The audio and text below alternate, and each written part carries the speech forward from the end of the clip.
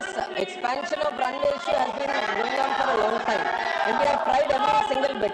And land is a state subject, sir, and we have requested the state many times for expansion of the runway requested for land. But there, if you see, on one side there is an existing railway line, and on the other side there is a historical clock tower, and there is also a geological park. So it is very, very difficult to obtain land in that area to expand the runway. And when it comes to commercial viability, sir, like I said, there is a penalty of 2 to 2.5 tons, and that is equal to 20 to 25 vacant seats. Now we have to run with 20 to 25 vacant seats to come under the float penalty. And if you look at the numbers, there are some numbers that the survey say. To Dammam, which is in Saudi Arabia, Patna, people traveling to Dammam is approximately 582 seats per week. And if you look at Dubai, it is 481 seats per week. And usually we take this 186-seater Airbus to travel to these destinations. And if you look at 580 or 480 seats that are traveling from Patna to these locations, it is translating into 3 flights per week. Usually the commercial viability happens when there are 7 flights per week. There is a demand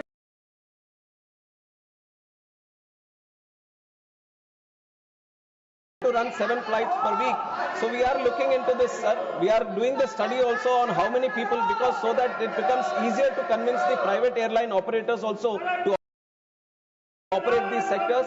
And in fact, the operators also do their own surveys, because they are also in the intent to connect more areas, to connect new routes. So definitely this is also under consideration, and we will support from our side also, so that this survey or the viability is thoroughly being addressed. Thank you. माननीय अशोक मित्तल, ये सवाल Patna airport से जुड़ा है। आपका सवाल इस पर है, प्लीज। धन्यवाद महोदय। सर, हाल में इंडिगो की फ्लाइट C6E2482 जो कि Airbus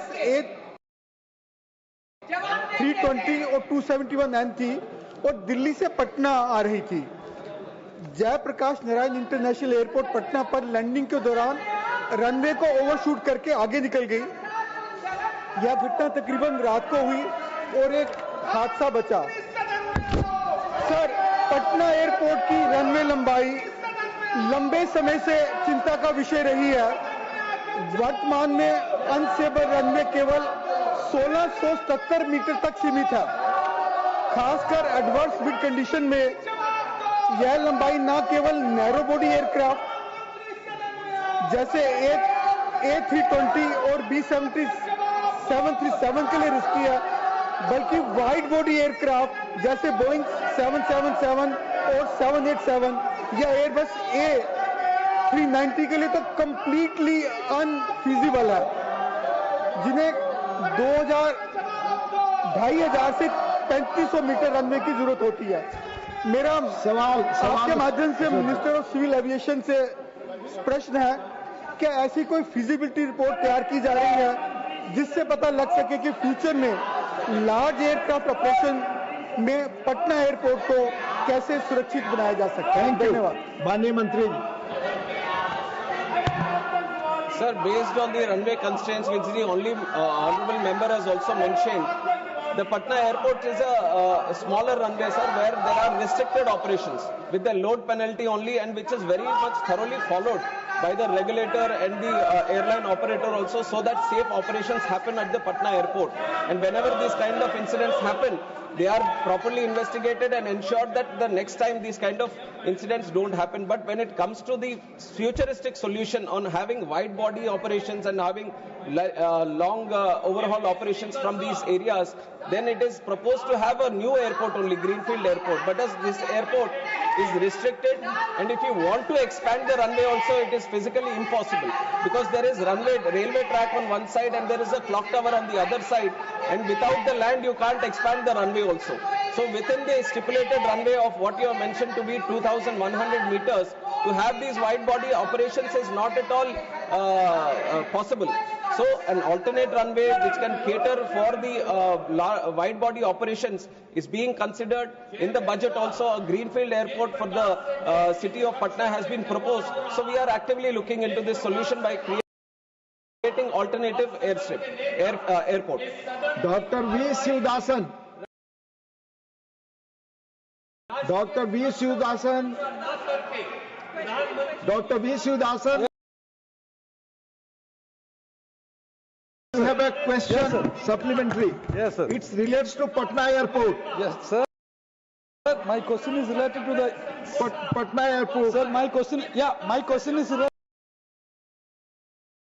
to airport, sir. Yes, Patna Airport in his answer.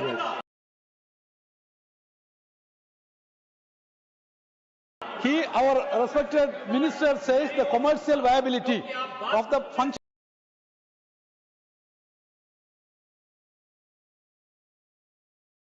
of airport. My question is, sir, the commercial viability, the word commercial viability. In my hometown, one airport is there, Kannur Airport. There we have requested the government, continuously request, not only from our party and the parties and the government of Kerala requested the point of call status, sir. But they are not ready to allow the point of call status. If the theory of commercial viability is there, then why they are not allowing the point of call status? I request.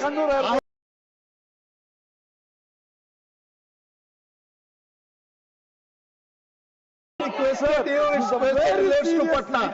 If I am expecting the answer from the considers he can reply. Favorable answer I am expecting from the please. Honorable member has been time and again requesting this point of call for Kannur Airport, sir. But if you had heard my answer, which I have answered before, I have mentioned that the first is to have the point of call in the air service agreement with that country. Only then the commercial viability comes into it. It's not the other way around, where the country works out the commercial viability and then looks at the same. Let him reply. Only ministers on this specific issue, sir, Kerala is the only state where 3 airports already have point of call. 3 airports already have point of call, and this is the 4th airport which is coming for discussion. And there is an option for our Indian aircraft operators to fly from Kannur to any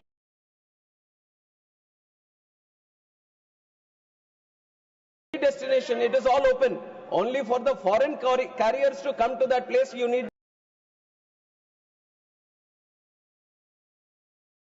a point of call. So there is no complete restriction as such that without point of call you can't travel internationally. The Indian airline operators can travel to these destinations. And you also have to keep in mind, sir, that the point of call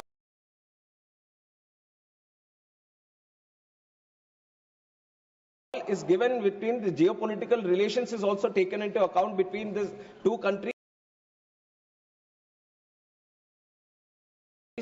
And you have to see that India has so many airports now, you can't open all the airports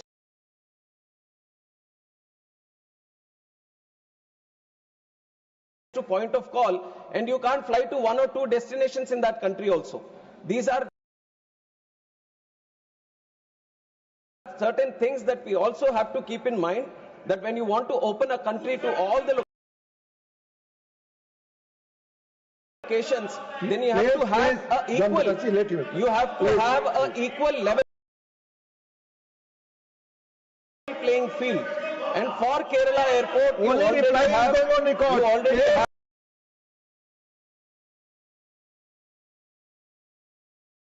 3 points of call, and definitely if the time arises and if the need arises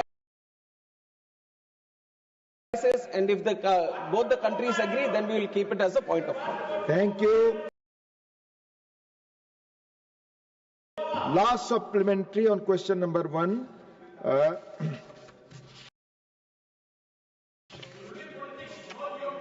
माननीय धर्मशिला गुप्ता जी। आपका आभार आदरणीय उपाध्यक्ष महोदय। गुजरात के सूरत और अहमदाबाद जैसे मुख्य शहरों में हमारे बिहार के लाखों निवासी नौकरी और व्यापार के लिए गुजरात में बसे हुए हैं, जिनमें से अधिकांश का परिवार बिहार में ही रहते हैं। अतः आपके माध्यम से माननीय मंत्री महोदय से निवेदन है कि पटना से सूरत हेतु सीधी हवाई यात्रा की सुविधा और अहमदाबाद के लिए केवल एक ही फ्लाइट है, उसे बढ़ाकर 2 उड़ानें ये आपका सुझाव है? सवाल Noted, sir. We will forward it to the airlines. Thank you. So now we move to question number 2. माननीय श्री अशोक राव शंकर राव चौहान। माननीय मंत्री जी।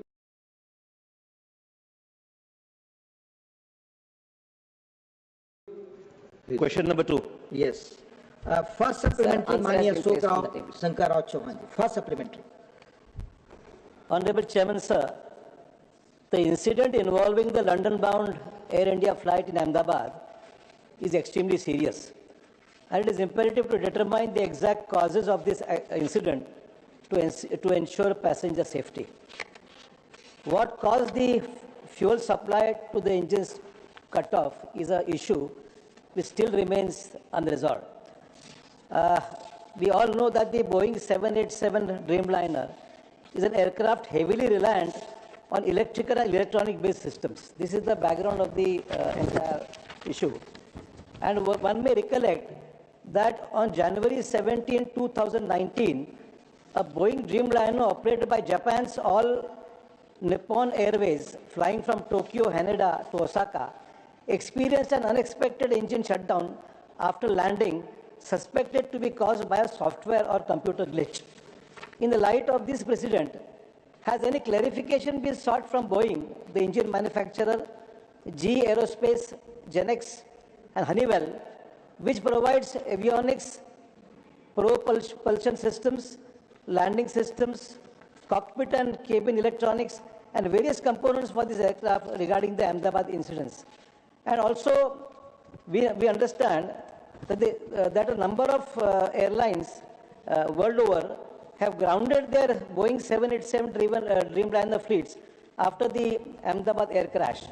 So I would like to know from the Honorable Minister that is this a malfunction in the aircraft's electrical system? Could the same issue that caused the electrical failure system also have led to the interruption of the fuel supply to the engines? So all these issues come to the fore. And going by the conversation which was recorded in the cockpit voice recorder, the fuel supplies to the engine was cut off. The recorded conversation indicates that neither the captain nor the co-pilot manually cut off the fuel switch. This raises a significant question. So we would like to know from the Honorable Minister that going by the preliminary report which has just been received, what is the cause of this shutdown of both the engines? Was it electrical failure or electronic failure? Or what are the preliminary findings which would lead us to know the exact causes of these incidents? Thank you. Chairman sir, the honourable member has asked a very serious and very comprehensive question regarding the incident that has happened in Ahmedabad. Sir, I would like to start by answering that the investigation process, which is according to the international protocol, the norms which were set by International Civil Aviation Organization, where the state of operation should have their investigation body, and we have our own investigation body, which is the Aircraft Accident Investigation Bureau.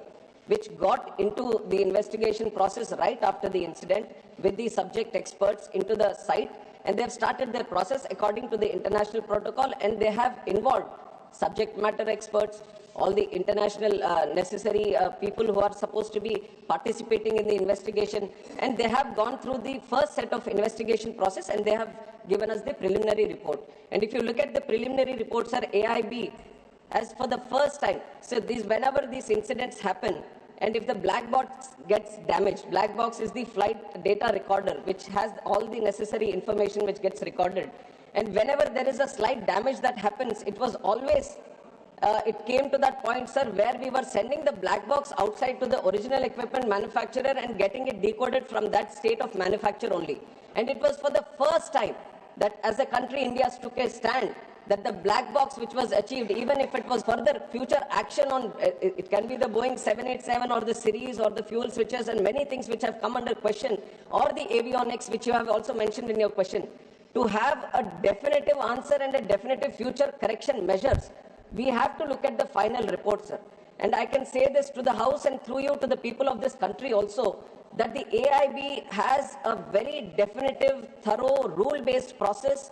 They are very transparently looking into the process right now, and they are totally unbiased. This also I can say that the AIB is totally unbiased and looking into the facts.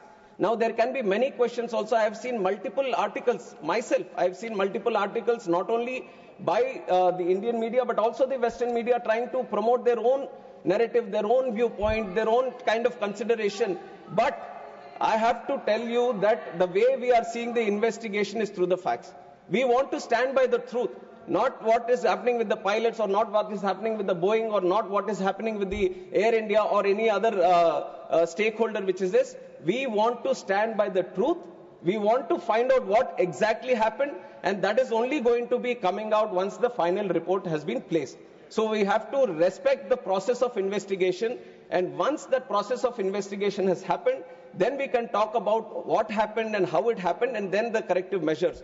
If we talk about the other incidents that would have happened before, let it be the Air Nippon, Japanese Airways, or any other airways for that fact, every time any incident happens in any country, then the same process is followed, where the investigation body gets into the process of investigation, and once the thorough investigation is done and the final report is placed, only then the corrective measures to all these countries and all these airline operators and all the regulators is sent so that the corrective action is being done. And this has happened in the previous incidences also. Wherever there was any incident happened, whenever there was a mandatory suggestive correction measures that were supposed to be done through the international protocol, it is mandatory for every state regulator to follow these and every airline operator to follow these. And we have thoroughly, without any negligence, we have thoroughly followed all the corrective and suggestive measures from the ICAO international protocol. Thank you. Second supplementary.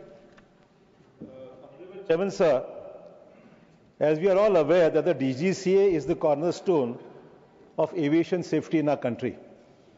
But as we know, that in spite of these serious incidents which have taken place in our country at this Ahmedabad incidents or the earlier whatever accidents have taken place, the DGCA is functioning at 50% of its sanctioned strength, technical strength. It's a very serious issue.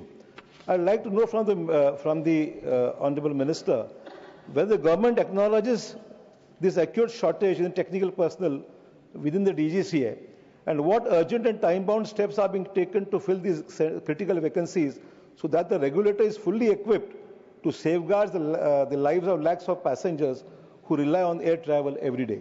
Thank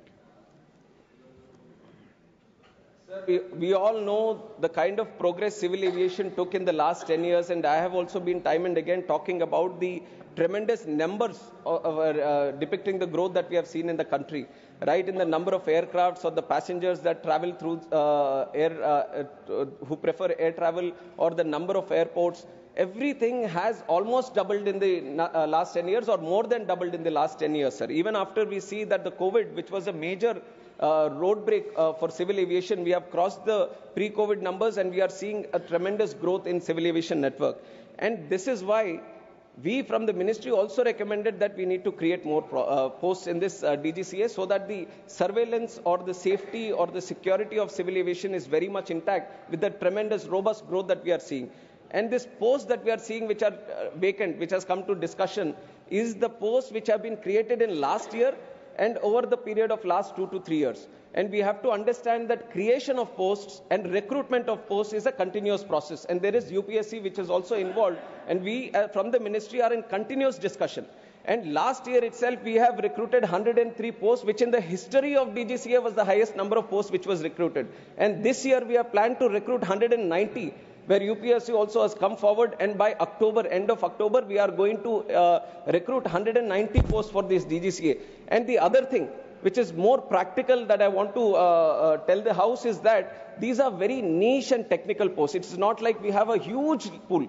This is a limited pool of subject matter experts, let it be the engineers or the pilots or medical experts, aviation related experts. This is a very specific pool of people that we are trying to pick up from. And it is a very tough process of picking up the right people, because these are going to be the regulators, these are going to be the inspectors, these are going to take care of the safety. So the recruitment process is also a very rigorous process, and we are doing our we have taken notice of this thing also, and it has been continuing process, and we are putting more pressure so that the timelines for the recruitment also come down, and very soon we are in the process of achieving 90% of these vacancies also to be recruited. Thank you. Third supplementary, Manisri R. Girirajan. Thank you, sir. I would like to know from the Honourable Minister whether the government has formed any high-level committee and formulated any new norms and procedures to be adopted and complied during the safety audits and the routine inspections of each and every flight before the takeoff, and to provide special refresher training to ensure the physical, mental and emotional stability of the pilots are stable and fit to fly after they complete the 1,000 hours of flight. Thank you, sir. Thank you. Sir, like I said, after the incident itself, one aircraft investigation bureau, they are running the investigative process into finding out how and why the incident happened. And on the other side, overlooking in a holistic approach on the safety measures and what can be done further.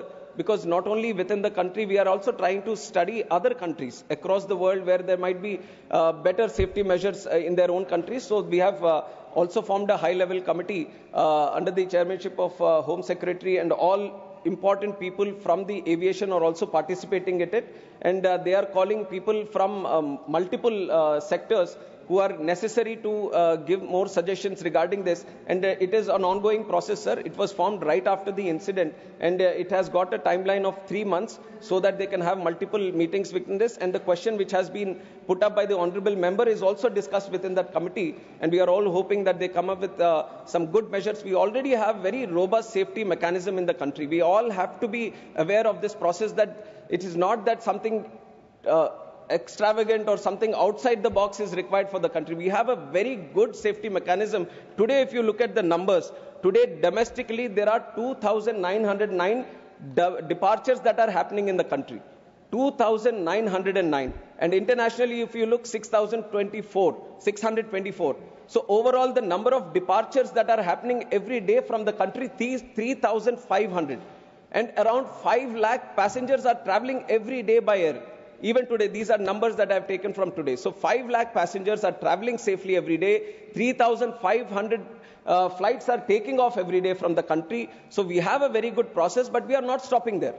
We want things to be brought down to zero in terms of incidents or anything. That is the process that we have. That is the integrity that we have, and that is the target that we have. So we are being more open now to the suggestions that are coming into our side, and we are looking at the international process also, and some of the countries where they feel, because ICAO, which is the International Civil Aviation Organization, always has a third eye on all the countries which are running operations, which are having these civil aviation networks, because civil aviation is not a thing where it is just within the country.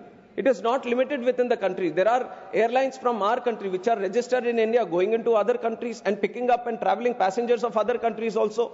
And likewise, other countries, airlines are coming into our country and they are picking up our passengers. So this is a global thing. And all the countries which are having these civil aviation departments or ministries or sectors, they all have to comply with the Civil Aviation Organization, International Civil Aviation Organization protocols.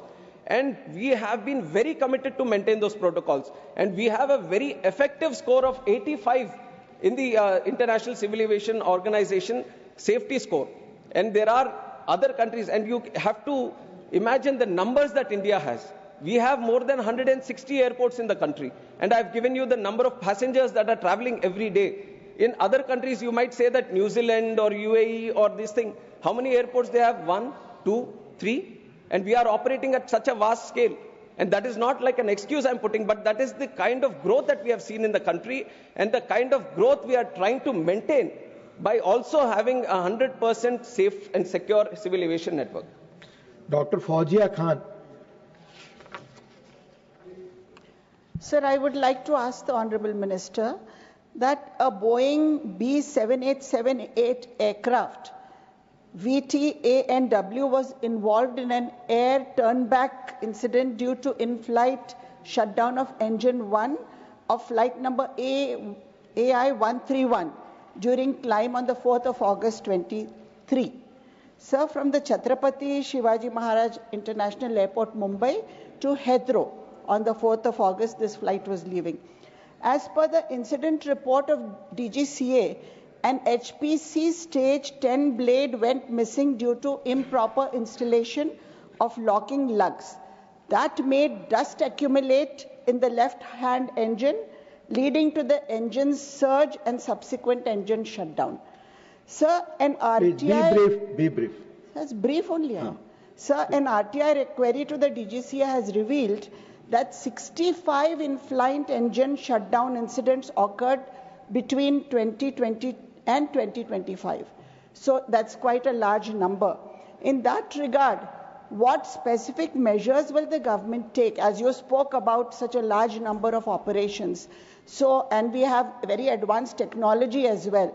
So in order to have a quick before flight inspection of engine and exhaust systems, what measures will the government adopt? Thank you.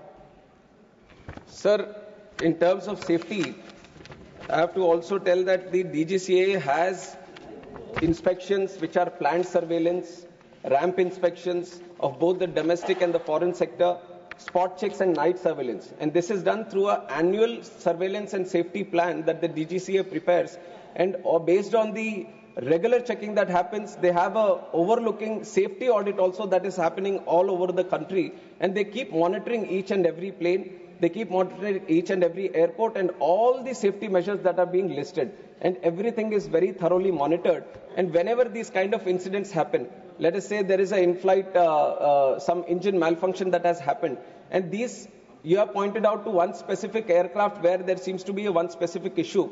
But there are multiple kinds of issues that can happen. Some might be due to the weather or some might be due to bird heads that happen. So there are multiple unpredictable and weather-related issues also that are there. Everything is properly taken into account.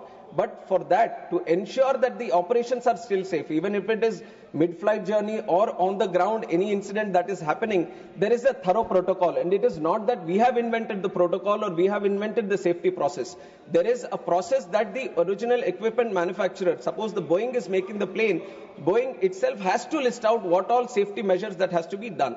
And on top of that, the FAA, which is the state regulator of that country, it also goes through a process of seeing the design, the maintenance and manufacture. It comes out with the process. Then there is the International Civil Aviation Organization which overlooks all this and it comes out with the process. And once that plane is coming back to our country, our state regulator, which is the DGCA, it goes through all these processes and if mandatory, adds some more processes from its side so that every single flight before it takes off goes through a specific maintenance based on the line maintenance, base maintenance, engine maintenance. Everything is properly checked from the pilot also. Before taking off, pilot also on ground, he goes around the aircraft and checks all the things. Aircraft maintenance engineer also does another checking.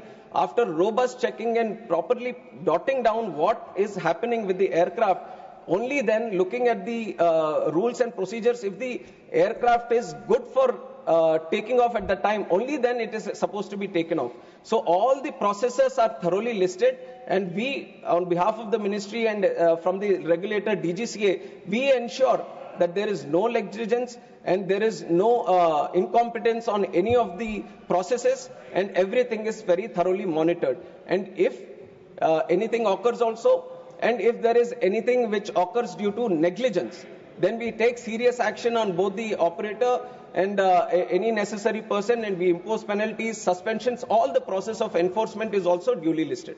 Thank you. Last supplementary on this question. Mani Satnam Singh Sandhu. Sir, मेरा सवाल इस हादसे में मारे गए unlucky लोगों के लिए है। जो लोग इस हादसे में मारे गए हैं उनकी जान की भरपाई तो नहीं हो सकती, लेकिन फिर भी जो बेस्ट पॉसिबल फैमिली के लिए हो सकता है वो होता है। इस हादसे में मारे गए पैसेंजर्स के लिए तो कॉम्पनसेशन अनाउंस की गई है, लेकिन इसमें मेडिकल छात्र भी मारे गए।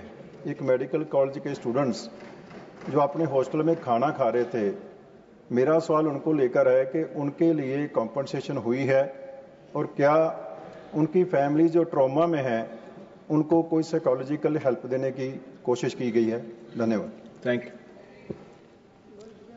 Sir, first of all, I'd like to, through this house, also offer my condolences to the families of both the passengers of who are traveling in the plane, the crew and the passengers, and also the students, the families of both the students also. And this has been our idea right from the time the incident took place, that we are not going to differentiate between the victims, saying that Acha, these are the people who have traveled in the plane and these are the other ones who have got affected or succumbed to outside injuries outside the plane.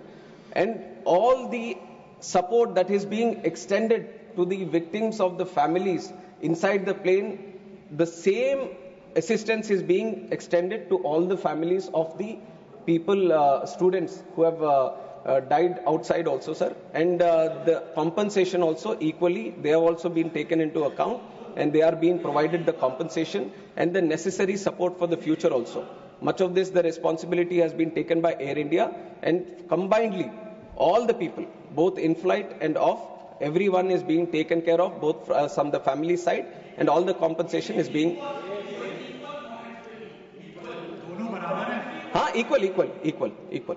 And this, not only in terms of compensation definitely equal, but in terms of assistance also that we are trying to provide from the government side, there is no difference. We are keeping, both are being taken into account in the same process. Question number 3, Srimati Rekha Sharma ji. माननीय मंत्री जी, पहला supplementary.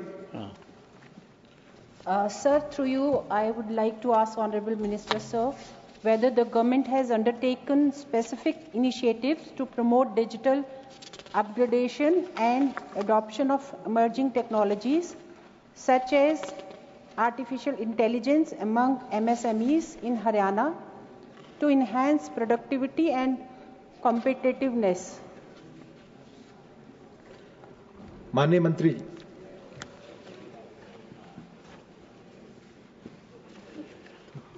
सभापति महोदय, मूल रूप में हरियाणा का जहाँ तक सवाल है, उसमें हम लोगों ने ये जो AI इंटेलिजेंस जो है उसके तहत हम लोग जो काम किया है हरियाणा में, वो इस प्रकार है, और कई एक तरह से हम लोग उसको फैसिलिटेट किया है। इसमें है कि इंडिया IAM मिशन के द्वारा जो हम लोग काम करते हैं, वो लगभग 7 पिलर में उसको हम लोगों ने शुरू किया है, और वो सब पिलर में है इंडिया AI कंप्यूट कैपेसिटी, उसका डिटेल भी है कि क्या क्या करना है, उसमें समय लगेगा। दूसरा है India AI foundation of models, उसमें के तहत भी हम लोग बात करते हैं। तीसरा है AI कोर्स, फिर चौथा है AI application development for initiatives, पांचवा है इंडिया IA फ्यूचर स्किल्स, और छठा है India I startup financing and सातवां है सेफ एंड ट्रस्टेड आईसी। इसके माध्यम से हम लोग हरियाणा में टेक्नोलॉजी के विकास के लिए और जो भी वहाँ का विकास इस मायने में है उसके लिए हम लोगों ने किया है। और उतना ही नहीं, उसके अलावे और सारी बात है डिपार्टमेंट ऑफ टेक्नोलॉजी कम्युनिकेशन में हम लोगों ने यूज़ किया है, जिसमें संचार साथी है और ASTR के थ्रू भी हम लोग डिलेक्टेड साइबर प्लांट्स को भी लीक किया है, जिससे किसी प्रकार से साइबर क्राइम नहीं हो सके। ये सब प्रयोग हम लोगों ने हरियाणा में किया है। माननीय रेखा जी, आपका दूसरा supplementary. Honorable Minister, sir, whether any financial incentives, capacity building programs or support mechanism have been introduced to facilitate this transition for MSMEs, and how is Ministry assessing the impact of effectiveness of these initiatives, particularly in terms of digital adoption and improved business outcome? माननीय मंत्री। सभापति महोदय, इस मामले में हरियाणा के government को और हरियाणा गवर्नमेंट में डिजिटलाइजेशन एंड टेक्नोलॉजी एडॉप्शन के संबंध में हम लोगों ने जो मेजर अपनाया है वो इस प्रकार है। सबसे पहला है पद्मा, जो प्रोग्राम है to accelerate development of MSME development. इसमें हम लोग होलिस्टिक सपोर्ट के लिए MSE को इंक्लूड किया है, जो infrastructure and branding and marketing को एंटरप्रेन्योरशिप को बढ़ावा देता है। और इसमें हम लोग जो फाइनेंशियल सपोर्ट की बात आती है 1000 करोड़ रुपया इसमें हम लोगों ने लगाया है। फिर दूसरा है assistant for technology acquisition scheme. इसमें भी हम लोग लगाया है कि जितना भी न्यू पेरेंटेड टेक्नोलॉजी है उसको इन्हांस करना है और ये डिमांड बेसिस पर है। जो भी डिमांड करेंगे हम लोग उसमें देंगे, लेकिन उसमें मोटा मोटी अभी तक 50 लाख लोगों को, जिसमें 75% सब्सिडी दिया है हम लोगों ने।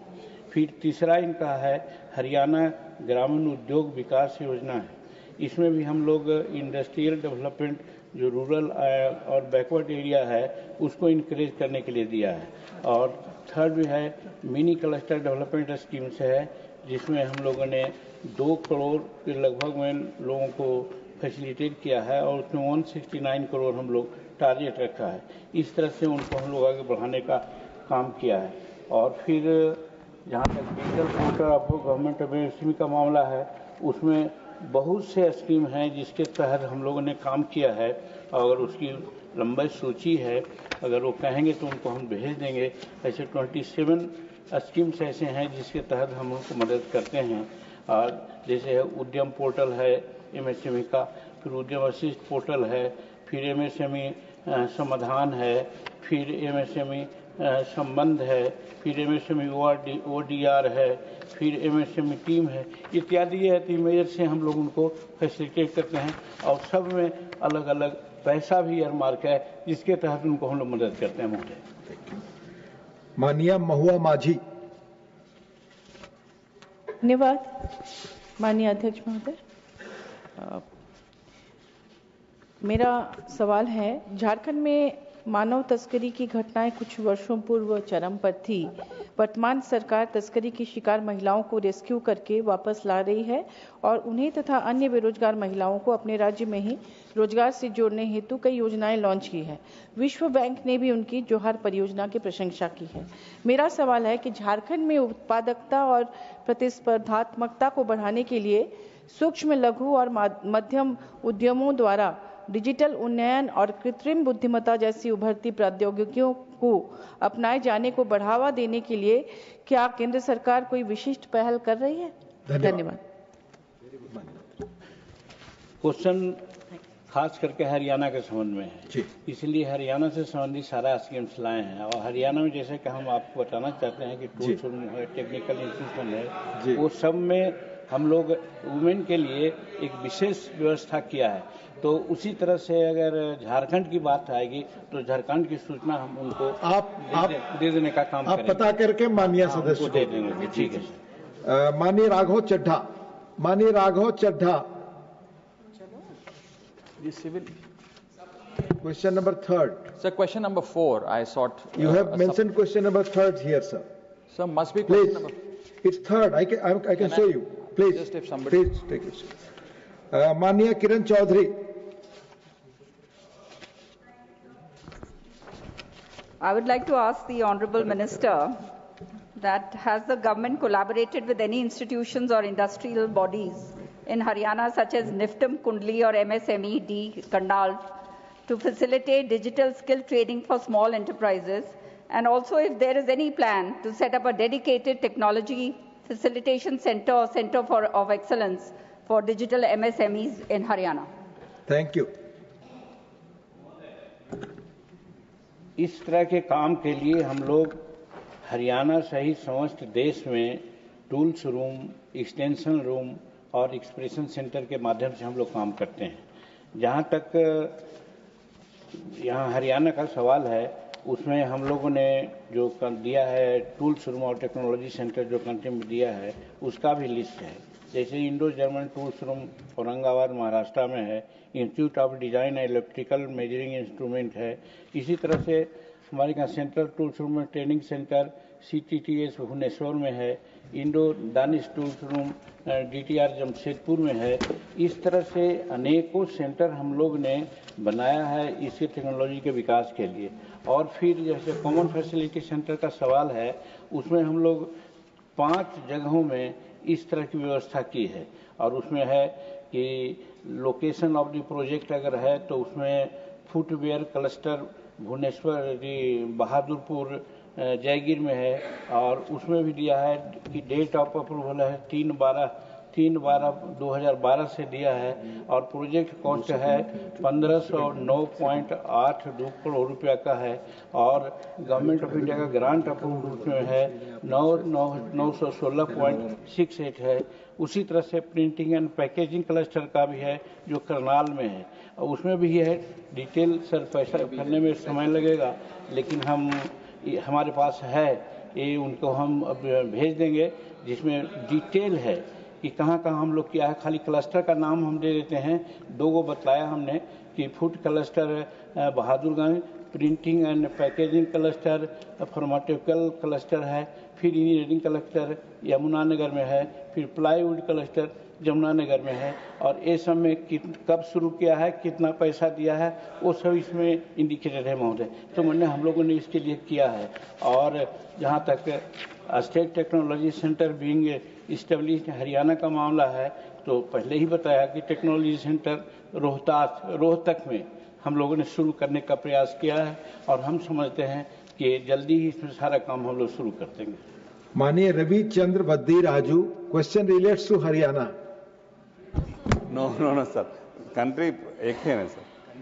If the honorable minister wants to reply, sir MSME के बारे में बात करें आपसे। Sir, lakhs of people are depending upon MSMEs. However, they are struggling to get a decent income from the sector. Lack of the proper support from the government will create various problems in front of them. So my question is, how much is the total allocated amount as a union government subsidy to this sector? Thank you. महोदय, MSME का 3 अंग है एक तरह से। उसमें सूक्ष्म, लघु और मध्यम उद्योग के माध्यम से काम करते हैं। विशेषकर हमने सूक्ष्म और मध्यम उद्योग को लिया है, और मध्यम उद्योग और सूक्ष्म उद्योग में 2 तरह से हम लोग काम करते हैं। एक उसको पोर्टल दिए बनाया है, उस पोर्टल में एक उद्यम पोर्टल है और उद्यम असिस्ट पोर्टल है। जहाँ तक इसको आगे पैसा देने की बात है, इसमें हम बताना चाहते हैं कि उद्यम में और उद्यम असिस्ट लेकर के दोनों में हम लोग 28 करोड़ समथिंग लोगों को हम लोग अभी तक रोजगार दिया है। और रजिस्ट्रेशन का जहाँ तक सवाल है 6 करोड़ समथिंग है। कहने का मतलब हम यहाँ कहना चाहते हैं कि प्रधानमंत्री के बारे में लोग प्राय कहते हैं कि प्रधानमंत्री जी सिर्फ बात बोलते हैं। मैं आपको बताना चाहता हूँ इस अगस्त हाउस को कि हमारे MSME के माध्यम से ही आज 28 करोड़ और 6 करोड़ 34 करोड़ लोगों को हम 2016 से आज तक के हम लोगों ने रोजगार देने का काम किया है। ये महत्व की बात है। और इसमें जहाँ तक पैसा इन्फ्लुएंस का सवाल है, हम लोग जैसे PM विश्वकर्मा योजना के माध्यम से भी हम लोग छोटे छोटे उद्योगों को, जिसमें वो चमड़ा का काम करते हैं, ये सैलून का काम करते हैं, जिनको कोई आज तक नहीं देखा है। हमारे प्राइम मिनिस्टर नरेंद्र मोदी जी ने उसके लिए भी पीएम विश्वकर्मा योजना के माध्यम से काम किया है और उसमें सर्टेन राशि भी अलॉट किया है। और राशि का जहां तक सवाल है, हमारे यहाँ राशि की कोई कमी नहीं है, जो भी होता है हम लोग उसको देते हैं। इसे हर आइटम में राशि बताना हमारे समझ से संभव अभी नहीं है। अगर होगा तो माननीय सदस्य को हम भेज देंगे। आप हाँ माननीय last supplementary on this, Dr. Kalpana Saini. No, please. नहीं, माननीय चड्ढा जी ने नहीं लिया था सप्लीमेंट्री अपना। Question number 4 now Shri Manoj Kumar Jha ji. माननीय मंत्री जी। इसने सर अभी बोला कहां से? नहीं, अभी सवाल के लिए। हाँ। तो let me complete first formality, उसके बाद पहला सप्लीमेंट्री अब आप पूछे। आप नहीं, मैं शुक्रिया अदा, इसलिए मैं परेशान था कि वक्त ना चला जाए। पर्याप्त वक्त है। Thank you sir. नहीं, फर्स्ट सप्लीमेंट्री वो पूछ रहे हैं। You are here just. माननीय उपसभापति जी, आपके माध्यम से माननीय मंत्री जी, अभी आज मैं देख रहा था कि इस विषय पर तमाम सदस्यों ने अपनी चिंता व्यक्त की है और वो देश की सामूहिक चिंता है। मुझे अफसोस के साथ पहली सप्लीमेंट्री आने से पहले कहूं कि एक रिपोर्ट लीक होती है, टेलीविजन डिबेट्स में पायलट को विलेन बना दिया जाता है। वो बेचारे दुनिया में आके कहेंगे नहीं कि हम गुनहगार हैं या कोई टेक्निकल मैलफंक्शन। खैर, मेरा पहला है कि जब FAA की federal US federal aviation administration की 2018 और यूके की सिविल एविएशन अथॉरिटी ने ये सारे एडवाइजरी पहले जारी की थे फ्यूल स्विच सिस्टम की। अभी हाल में आपने खास करके बोइंग 737 और 787 एयरक्राफ्ट के लिए मैंडेटरी किया है कि आप उसकी ऑडिट करिए, उसकी सेफ्टी सिक्योरिटी मैकेनिज्म को चेक कीजिए। My question is, you have this input in 2018, since 2018, in 2024, why does it take a crash of this nature to do what should have been done in a routine way? Thank you. Sir, your question also has the answer. In a routine way, all these checks are already done. When there is a directive that is issued, then there is a special check that is done. But in terms of all the equipment that is there, according to the protocol that is listed, all the checks are thoroughly done. It is not that only when they say that this has to be checked, there is a special check that is done. All the fuel switches, all the cockpit, all the tires, everything get checked very robustly, very regularly. That is why we have a very tough process. But taking an advance, like you said, we wanted to be more thorough. All checking has been duly happening from that time. And what you have mentioned, what the FAA has done also, there are two types of directives. That is, one is the AD, which is the Airworthiness Directive, which is a mandatory, that all the other state regulators, they all follow. But what you have mentioned right now is a special airworthiness information bulletin, which is not a mandatory thing. Like you said, if necessary, then the state regulator can do it. But at that point of time, the regulator also took a call that this is not a mandatory thing, and we, in our process of ensuring safety, we have a very good, robust process. So there is not a special check that is required because it was not a mandatory thing that was advised. But after the report has come, we have taken that also into cognizance to ensure that there is further, because like you said, these reports that have come. But I can show you 150 reports where every possible angle that the report can be, everything is already listed. कोई भी अगर report आ जाता तो आप बोल सकते थे कि ये तो पहले ही आ चुका है. So they have written every possible angle, right from the Western media to everyone. So that you can't just point out to one say that this has been leaked. Because all the reports, I have 10 different angles which are written, which are now not coming out, not being discussed, because they are not touching this topic. But had it touched another topic, another report would have come ki isne already ye likha hai. So this has been right because of the interest that has been there. This has been going on right from day one itself, multiple theories, multiple angles, multiple stories. That is why I have once again, it's an appeal made by the AIB through myself also, I'll make it again to the House, and through you to the larger section of the country also, is to maintain patience until the final report comes out. and we want the truth to be coming out, and we have to give that much space for our AIB also to work, and that is what I request. Second supplementary, Mani Jha ji. शुक्रिया उप सभापति जी। जब मैंने कहा था कि ये reports आपके पास थी, एडवाइजरी थी, तो इन्होंने कहा कि आपके प्रश्न में ही आपका जवाब है। वो मैं एक विडंबना का जिक्र कर रहा था। It was a statement based on irony, an unfortunate irony, not a plain statement. Having said that, thoda background mein sir. Having said that, I'm also aware, like all of you, my friends here, that the duopoly, this Airbus, Boeing, we are aware at the global scale. Let's not get into that. What is important? The in-house mechanism, nearly 50% of sanctioned posts in DGCA are vacant. Doesn't it affect DGCA's capacity? Particularly, I repeat, particularly when during the search, during the investigation, many newspapers reported this, that why such anomalies, ऐसी विसंगतियां तब क्यों बाहर आती हैं जब एक बड़ा हादसा गुजरता है, हादसा हो बैठता है और फिर उसके बाद हम जागने की कोशिश करते हैं. Vacancies and sanctions. Sir, like I've said, the vacancies have been created because it was a request from the ministry. Now with the growth that we have seen in civil aviation, we wanted more people within the DGCA. And these posts have been posts have been created in the last 2 years only. And the process, right, it's not that when you say that why are they vacant, it is not that we have stopped from recruiting. Right from the day they were created, we have started the process. It is a continuous process. It has to go through various cycles of recruitment also. And the only thing that I wanted to mention so that everyone knows a little bit about what is happening in this recruitment is that this is a very specific pool of people that we are trying to recruit. It is not that we have extensive pool of people. These are subject matter experts, especially in aviation. We are trying to pick up senior people that we are trying to pick up, and who have a demand internationally and in other wings also. And we have a lot of people coming in from Air Force, and they have their own preferences also. So there is a limited pool that we are trying to work with, and we have done every single, in fact, we have put in more effort to do this. That is why I have also mentioned that in the last year, 103 posts which have been recruited was the highest ever. Because we wanted to speed up the process, we wanted to ensure that DGCA, the posts that are created is well equipped and it is full of the people that have to be recruited and no vacancies. It is an ongoing process. This year we are committed to take in 190 more, and also in the future all the posts are being worked out in such a way that no vacancies, the situation of no vacancies does not arise. First supplementary, Mani Sanjay Singh, not present. Mani Sri Raghav Chadha. Thank you. Thank you so much, sir. Sir, India's civil aviation sector is booming, no doubt.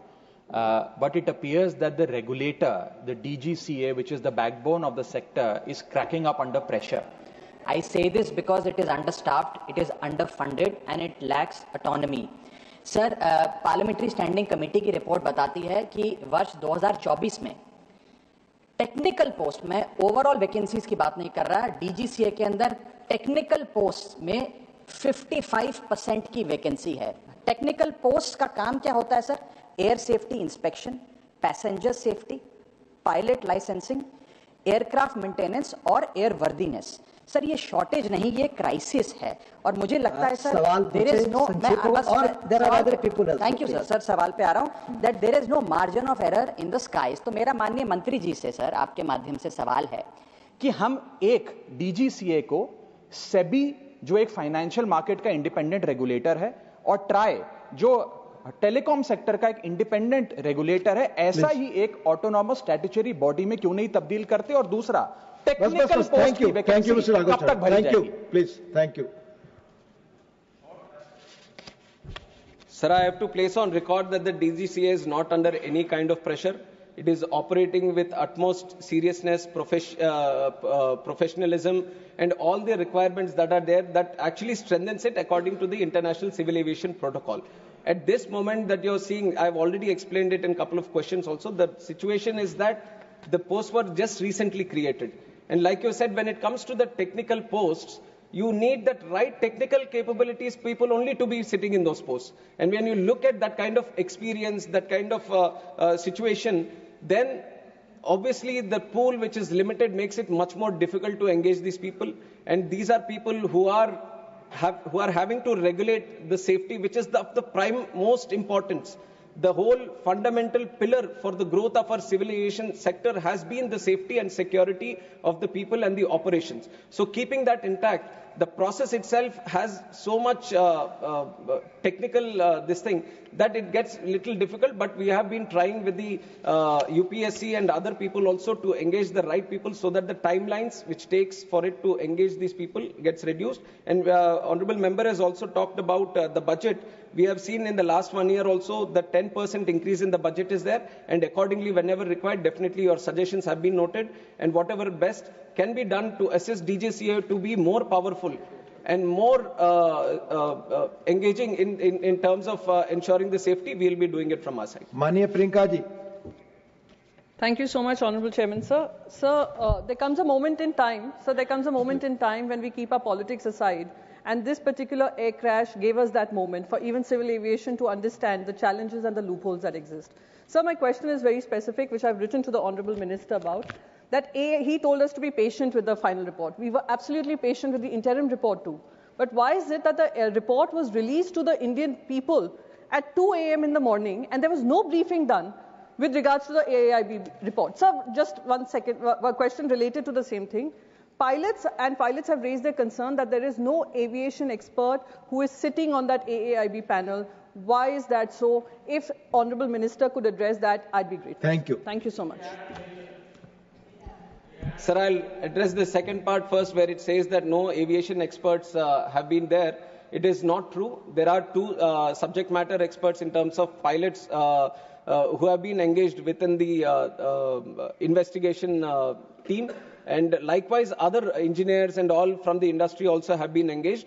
And the International Civil Aviation Organization observer also from the UN, where a lot of articles were there that he was rejected and all. So baseless articles have come up at the time, but everyone who was supposed to be in the investigation team, they have all been there. In fact, pilots have also been there. So that addresses the second part. And also regarding the report releasing, it was entirely up to the AIB. It was up to the AIB to finish the report and to release the report. And it's not that when they finished, then they uploaded it. It is according to their this thing. I don't think there was very specific reason of why it has been released in the night or in the morning. It was the report which was supposed to be released, and it was released at that time. Dr. John Brittas. Specific shortage of time. So after the Kozhikode air crash, the Aircraft Accident Investigation Bureau, AIB, has set up a flight data recorder and cockpit voice recorder lab, incurring a cost of 879 lakhs. Is it a fact that the investigation, even after that, the investigation is being conducted by AIB lab, or has the Indian government sought any assistance from a foreign country? Thank you, Manya Mantri. Sir, I have mentioned in the answer of the first question that this is the first time the FDR, the CVR has been decoded in the country, and how we have done it and why we are saying that we have done it is exactly because we have started the lab which could be able to do it here in India itself. And the money which was there has been put in to establish this lab. It's now, and because of the lab itself, we were able to do it in the country. The House stands in-house. The House stands adjourned to meet at 2 p.m. lunch.